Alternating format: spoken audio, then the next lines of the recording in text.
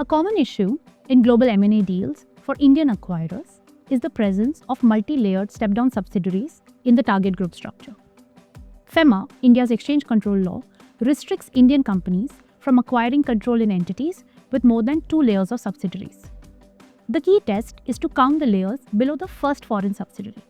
For example, Indian company invests in foreign company A, which owns company B, and B owns C.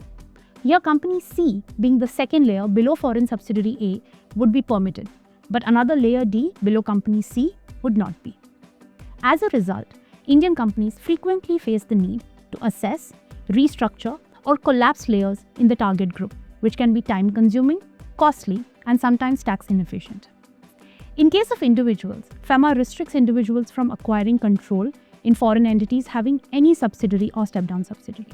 With control defined as having 10% or more of voting rights, RBI has questioned several founder-led flip structures forcing divestment for non-compliance. So to remain FEMA compliant, it is important to conduct early structural due diligence, strategically plan the target's subsidiary layers, build restructuring safeguards as conditions precedent into the transaction documents, and coordinate tax and legal advice. Guardrails should also be implemented to ensure that new subsidiaries are not incorporated after the Indian shareholders' investment.